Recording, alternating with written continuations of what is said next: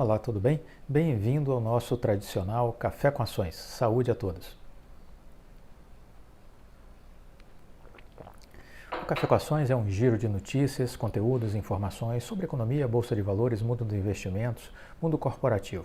A ideia é que a gente administre bem o tempo, separe o joio do trigo e procure focar nossa atenção no que pode fazer sentido para as nossas estratégias de investimentos.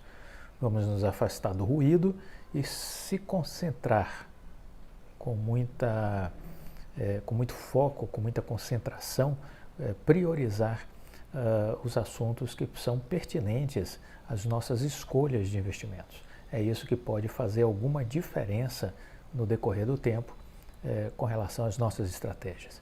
Muito bem, começo o Café com Ações de hoje com um post do Alexandre Volinek, que é o vice-presidente financeiro da Vital. Ele fez o seguinte post outro dia numa rede social. O nascente mercado de redes neutras continua com grande movimento na América Latina. Na semana passada, aqui no Brasil, lançamos a marca Vital para a maior empresa de rede neutra do país, cujo controle foi recentemente adquirido pelo BTG Pactual. Enquanto isso, na Colômbia, o fundo KKR Company adquiriu o controle da rede de fibra ótica que pertencia à Telefônica para criar um provedor de rede neutra. Em fevereiro, a KKR Company já tinha feito um movimento similar para lançar uma rede neutra no Chile. Todas estas transações, capitaneadas por gigantes financeiros globais, reforçam a tese de que as redes neutras são de fato as plataformas que irão viabilizar a evolução e ubiquidade das telecomunicações nas próximas décadas, habilitando banda larga de ultra velocidade e conectividade para o 5G. O que vemos acontecer no mercado de telecom agora é o que já aconteceu em muitas indústrias que se separaram a fábrica e o produto. Um dos grandes exemplos que temos é da indústria de eletrônicos, que no início deste milênio viu gigantes desmontarem suas fábricas e passarem a produção de seus produtos para as Flextronics e outras empresas. Movimento que teve participação do KKR, ou seja, eles têm experiência nestes ciclos de transformação de indústrias, percebem o time desta transformação nas telecomunicações e estão posicionando suas fichas.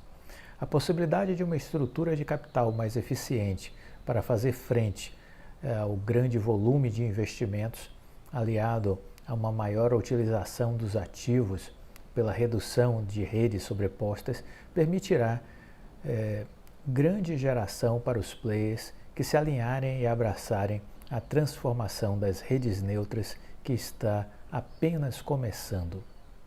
Então está aí uma análise a respeito do mercado e do futuro deste mercado de telecom, em especial dando um recorte às redes neutras. Essa é a estratégia que a Oi escolheu para dar continuidade à sua atuação nessa área de infraestrutura de fibra ótica. A Oi, por decisão própria, particular, decidiu que a sua estratégia seria uma estratégia de transformar a Infraco, antiga Infraco, agora Vital, numa empresa de rede neutra. Ela poderia ter feito diferente, ela poderia ter a rede de fibra ótica dela, né?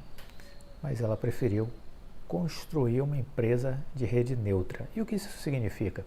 Significa que ela não é majoritária no controle desta empresa. Ela é uma grande cliente desta empresa, né? Ela é sócia dessa empresa, mas ela não tem o domínio majoritário sobre esta empresa. E por que isso é importante? Porque assim a rede neutra da Vital, cuja sócia é a Oi, cujos sócios, né, a Oi e o BTG, essa Vital poderá oferecer serviços, disponibilizar sua infraestrutura de fibra ótica para outros players, alguns até concorrentes da própria Oi. Então pode disponibilizar essa rede de fibra para TIM, para Vivo, para Claro, para outras empresas, entendeu? Então essa é a natureza da rede de rede neutra de fibra ótica que a Oi estruturou. Ela continua só se ela recebe dividendos, ou seja, distribuição dos lucros dessa Vital. Ela possui uma relação muito inteligente com a Vital. Ela, por meio da Serrede, ela é que faz toda a parte de passar o cabeamento, os projetos, a manutenção da rede de fibra instalada, toda a parte de obra, tudo isso é a Serrede que faz, que é uma empresa 100% da Oi. Então recebe pagamentos por essa prestação de serviços à Vital. Além disso, a Oi se beneficia dessa infraestrutura e faz toda a parte de venda dos pacotes de internet para o consumidor final, cliente pessoa física ou jurídica. É a Oi que faz essa venda da porta da casa, da porta da empresa para dentro. Até a porta é o trabalho da Vital. Daí em diante é a Oi que faz a venda, né? Então essa é a relação entre Oi e Vital. Uma relação muito inteligente do ponto de vista estratégico. As pessoas ainda, eu vejo que algumas pessoas no canal Viver de Renda que ainda têm alguma certa dificuldade de entender essa dinâmica que envolve as duas empresas. Mas o importante é que a Oi está muito bem posicionada, olhando exatamente essa perspectiva de futuro que o mercado apresenta do ponto de vista da necessidade da fibra ótica, né? Bom, dito isso, vamos para uma outra matéria que me chamou a atenção e que é uma notícia importante, que o TCU aprovou o leilão do 5G. O edital agora está em posse da Anatel, e a Anatel tem aí agora que trabalhar para publicar o edital do leilão, marcar o leilão propriamente dito. Então, no último dia 18 de agosto, o ministro Haroldo Cedrais tinha pedido vista com relação ao relatório da área técnica do TCU, e agora na última quarta-feira, dia 25, em plenário, o TCU aprovou por 7 votos a favor contra 1 o edital, o relatório técnico da equipe do TCU, consubstanciou toda essa discussão e o edital foi finalmente aprovado com um ou outro ajuste que terá que ser feito. Em síntese, o que a gente tem agora é que aguardar a definição de uma data, né? Então a bola agora está com o Ministério das Comunicações e a Anatel. Qual a expectativa? A expectativa é que ele seja marcado, o leilão, para a primeira quinzena de outubro. Então é isso que a gente tem que aguardar. Primeira quinzena de outubro deverá estar acontecendo o leilão do 5G, né? O prazo de outorga que será concedido para os vencedores do leilão é com relação à exploração das faixas, né, de 700 MHz, 2.3 GHz, 26 GHz, 3,5 GHz, são as faixas de frequência de internet móvel, né, de quinta geração, e é que a exploração aconteça por um período de 20 anos. Então esse é o prazo de outorga que está definido. O leilão será realizado em 16 lotes, dividido entre lotes nacionais e regionais. As faixas têm compromissos de investimento como contrapartida, são obrigações que as operadoras que vencerem o leilão terão de cumprir, como levar a internet para rodovias do país, para locais isolados, entre outros.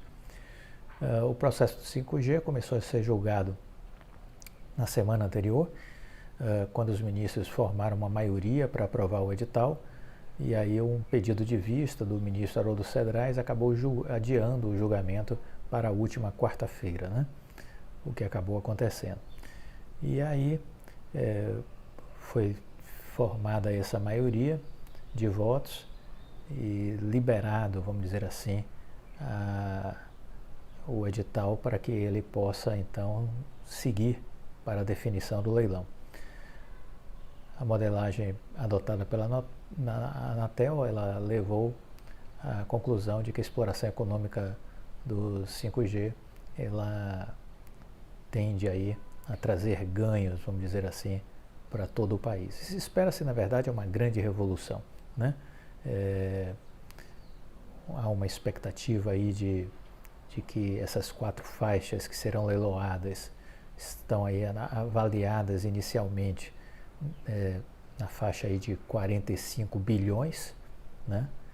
E o número pode ainda mudar até a publicação do edital por conta de alguns ajustes que foram feitos, de pedidos que foram feitos pelo Tribunal de Contas da União, né? Então vamos acompanhar. O fundamental é o seguinte: é uma tecnologia importantíssima, vai fazer uma grande revolução no país. Temos aí uma grande transformação no decorrer da implantação dessa tecnologia. E nós temos um potencial enorme de geração de negócios, de transformação na vida das empresas, a indústria 4.0, muita tecnologia permitindo o uso da robótica, fábricas mais inteligentes, casas inteligentes, né, com mais conectividade, telemedicina avançando, né, com cirurgias sendo possíveis, ter aí a participação de pessoas, de profissionais em diversos cantos do mundo que poderão estar participando de intervenções cirúrgicas. Enfim, é uma revolução realmente fantástica que o 5G vai permitir em função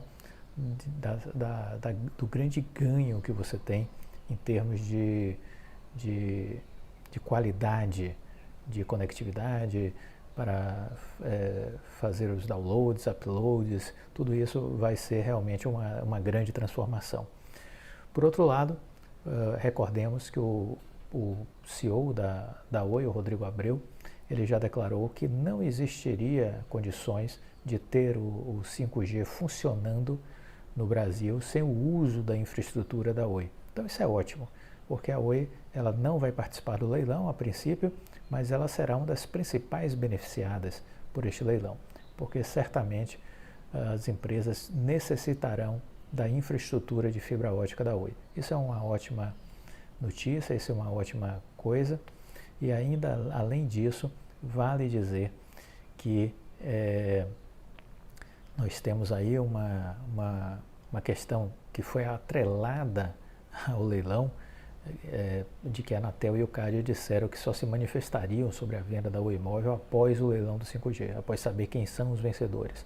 Então, se a gente tem aí a primeira quinzena de outubro para a execução deste leilão, se a gente considerar aí um prazo de mais 15, 30 dias, a gente está falando aí da segunda quinzena de outubro, final de outubro, até meados de novembro, é o período que eu imagino que possa ser utilizado para a Anatel e o CAD se manifestarem sobre a venda da Oi Móvel.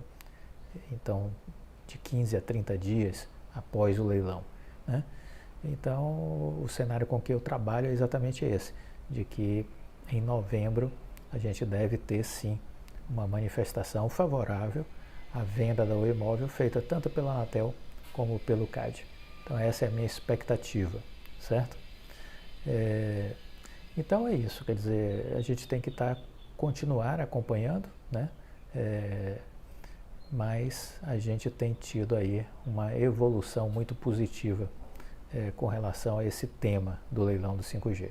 Para finalizar, o Exército Americano, ele se pronunciou essa semana que passou, alertando para a necessidade de dar uma atenção especial à segurança de dados da internet das coisas. Então, isso foi um alerta que foi feito lá nos Estados Unidos. Esta semana houve uma reunião nos Estados Unidos envolvendo grandes empresas. A Casa Branca convidou para uma reunião os CEOs das principais empresas de tecnologia dos Estados Unidos para debater exatamente os ataques dos cybercriminosos, né? Então isso tem sido uma preocupação constante. O FBI, inclusive, já soltou também um documento chamando a atenção sobre este assunto. E aí a Presidência da República dos Estados Unidos convidou para uma reunião os CEOs, os presidentes executivos, né, da Amazon, da Apple, da Microsoft, da IBM, do JP Morgan, da Southern, que é uma empresa de energia. Algumas seguradoras também foram convidadas, e é um evento que teve, né, a participação de funcionários de segurança cibernética do governo americano.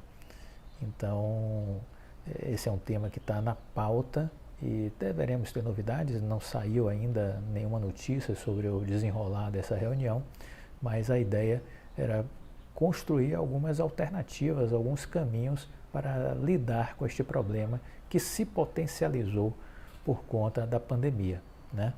O trabalho remoto abriu janelas de acesso para os cybercriminosos. Então, é por isso que a gente vê esses ataques crescendo muito do ano passado para cá, né? Temos falado sobre isso no canal Viver de Renda e aqui também. Bom, esse foi o nosso episódio de hoje, do Café com Ações. Se gostou, deixa o like, compartilhe com os amigos, fique com Deus e até a próxima. Tchau.